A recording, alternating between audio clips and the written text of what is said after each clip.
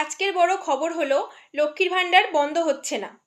যারা লক্ষ্মীর ভাণ্ডার পেতেন তারা এখনও লক্ষ্মীর ভাণ্ডার পাবেন। ১,৫০০ টাকার জায়গায় ৩,০০০ টাকা পাবেন। আর নতুন পুরনো সবাইকেই কিন্তু অন্নপূর্ণা ভাণ্ডারের ফর্ম ফিল আপ করতেই হবে। আর অন্নপূর্ণা ভাণ্ডারের ফর্ম ফিল আপ করা হয়ে গেলে কিন্তু লক্ষ্মীর ভাণ্ডারটা কনভার্ট হয়ে অন্নপূর্ণা ভাণ্ডার হয়ে যাবে। অফলাইন অনলাইন দুটোতেই ফর্ম ফিল আপ করতে পারবেন। আর যখন অনলাইন ফর্ম ফিল আপ করা হবে তখন আমরা তো দেখিয়ে দেব।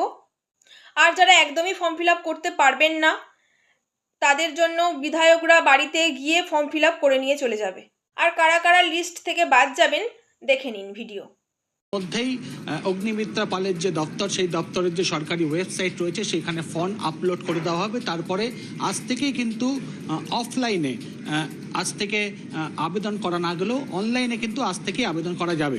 এবং 1 তারিখ থেকে, যেহেতু আগামীকাল ছুটি রয়েছে, সরকারি ছুটি রয়েছে, আগামী 1 তারিখ থেকে টানা 90 দিন এই আবেদন করা যাবে। কিন্তু সবথেকে যেটা উল্লেখযোগ্য বিষয়, যেটা মুখ্যমন্ত্রী শুভেন্দু অধিকারী আজকে জানালেন, যে বিগত দিনে লক্ষ্মীর ভাণ্ডারের ক্ষেত্রে প্রায় 30 লক্ষ ভুয়ো মহিলা লক্ষ্মীর ভাণ্ডারের টাকা নিয়ে এসেছেন।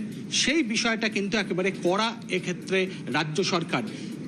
স্বচ্ছ, অর্থাৎ অন্নপূর্ণা যোজনা একটা স্বচ্ছ তালিকা তৈরি করতে চাইছে রাজ্য সরকার, যেটা শুভেন্দু অধিকারী জানালেন। তবে কারা কারা পাবেন, সেখানে যারা এসআইআর যে সমস্ত মহিলার নাম বাদ গেছে তারা পাবেন না।